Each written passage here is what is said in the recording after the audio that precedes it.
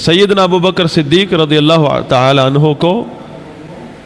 صحابہ کرام نے جو چوٹی کے صحابہ تھے، جرنیل قسم کے صحابہ تھے، انہوں نے سلیکٹ کیا رسول اللہ صلی اللہ علیہ وسلم کی احادیث کی بنا پر،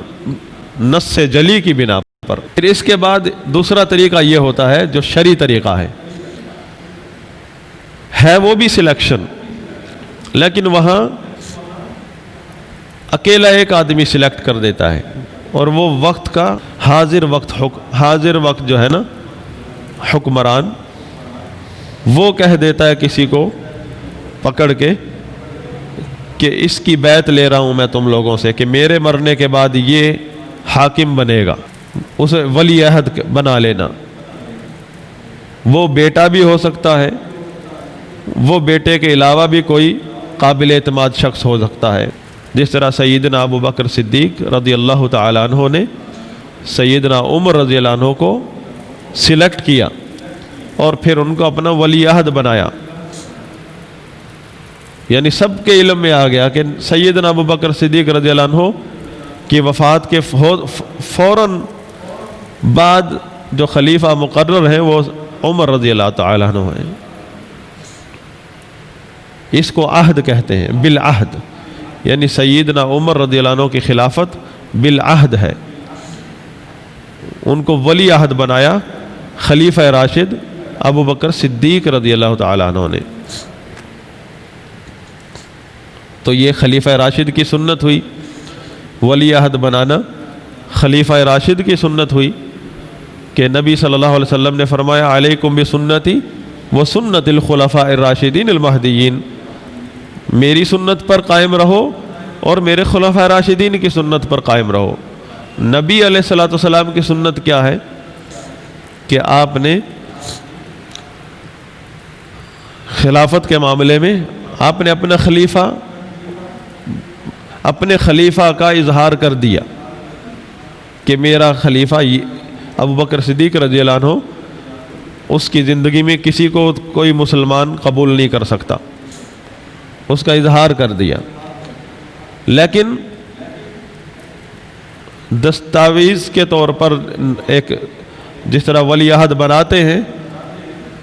ایک رسمی طور پر اس کو ولی عہد مقرر کرنا چھوڑ دیا، مسلمانوں کے اوپر چھوڑ دیا۔ لیکن آپ صلی اللہ علیہ وسلم نے پیشن گوئی بھی دے دی کہ میرے بعد جو خلیفہ ہوگا وہ ابو بکر ہوگا، اور ایمان کا تقاضا بھی بتا دیا کہ ابو بکر کے ہوتے ہوئے کسی کو خلیفہ تسلیم نہیں کیا جا سکتا۔ ایک تحریری طور پر نامزد کرنا، اس کو آپ صلی اللہ علیہ وسلم نے مؤخر کر دیا، چھوڑ دیا۔ اس کی طرف اشارہ کیا سیدنا عمر رضی اللہ عنہ نے کہ اگر میں یوں ہی چھوڑ دوں، یعنی سیدنا عمر رضی اللہ عنہ جب زخمی ہوئے اور آپ کو امید تھی کہ اب شاید میں زندہ نہ رہوں، تو آنے والے خلیفہ کی فکر لگی، تو کہنے لگے اگر میں یوں چھوڑ دوں کہ لوگ خود ہی خلیفہ بنا لیں گے تو یہ نبی صلی اللہ علیہ وسلم نے کیا ہے، وہ مجھ سے افضل ہیں، اور اگر میں کسی کو ولی عہد بنا لوں تو یہ ابو بکر نے کی سنت ہے، وہ بھی مجھ سے افضل ہے۔ اگر میں ولی عہد نہ بناؤں، کسی کو نامزد نہ کروں، تو یہ نبی صلی اللہ علیہ وسلم کی سنت ہے اور وہ مجھ سے افضل ہیں۔ اور اگر میں نامزد کر دوں، ولی عہد بنا دوں، تو یہ ابو بکر صدیق کی سنت ہے، وہ بھی مجھ سے افضل ہیں۔ لیکن دونوں شکلوں میں بوجھ میرے اوپر ہے۔ وہاں تو ابو بکر صدیق تھے، نبی صلی اللہ علیہ وسلم نے بتا دیا کہ ابو بکر کے ہوتے ہوئے کوئی خلیفہ بن ہی نہیں سکتا، وہ تو افضل، اس امت کے افضل شخص۔ وہاں تو احتمال ہی موجود نہیں ہے کہ خلافت کسی نااہل کے پاس چلی جائے، کیونکہ اللہ کے نبی صلی اللہ علیہ وسلم نے وہ احتمال بھی دور کر دیا۔ مطمئن تھی امت اسلامیہ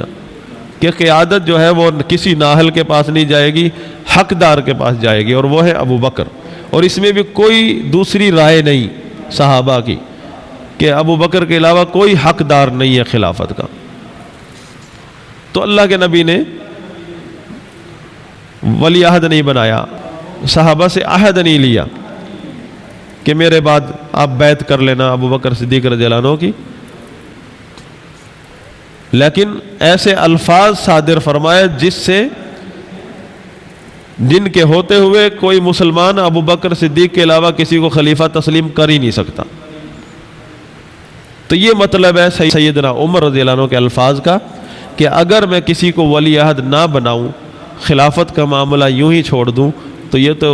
رسول اللہ صلی اللہ علیہ وسلم کی سنت ہے اور آپ مجھ سے افضل ہیں، لیکن اگر میں کروں گا تو میرے اوپر تو بوجھ ہوگا، مرنے کے بعد بھی خلافت کا بوجھ میرے سر پہ، کہ اگر کوئی اللہ نہ کرے فتنہ کھڑا ہو جائے میرے مرنے کے بعد، کرسی کی خاطر، خلافت کی خاطر تلواریں نکل آئیں، کیونکہ نکل آ سکتی ہیں، یا کوئی نااہل اپنی طاقت کے بل بوتے پر مسلط ہو جائے میرے بعد، تو بوجھ میرے اوپر آئے گا نا۔ اس سے ڈر گئے سیدنا عمر رضی اللہ عنہ، اس سے ڈر گئے۔ اور دوسری بات کی، اگر میں سیدنا ابو بکر صدیق رضی اللہ عنہ کی سنت کو اپناؤں، وہ تو مجھ سے افضل ہے، پھر بھی بوجھ میرے اوپر ہے، تو ولی عہد نہیں بنایا، توقف اختیار کر لیا۔ توقف اختیار کی یہ شروع کی بات ہے، بات یہی ختم نہیں ہوئی ہے۔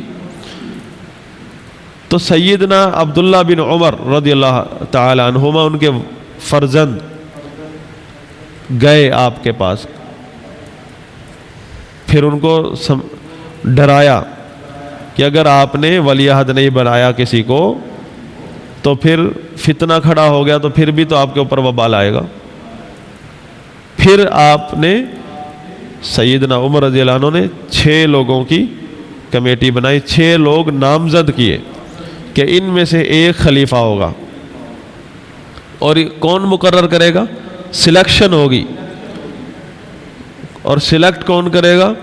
وہ بھی محدود کر دیے، کوئی باہر کا آدمی کوئی بیچ میں رائے بھی نہیں دے سکتا ہے، صرف وہ 6 آپس میں سلیکٹ کریں گے ایک کو، 6 کے 6 بند کمرے میں جائیں گے، کوئی باہر کا آدمی ہاں یا نہ، انکار یا رضامندی یا اس کا کسی کو حق نہیں ہے۔ ڈیموکریسی کیا کہتی ہے؟ یہ تو استبداد ہے، یہ تو آمریت ہے۔ ہمارا اس پر ایمان ہے، یہ ہمارا اسلام ہے، اور ہمارا ایمان ہے اللہ کا دین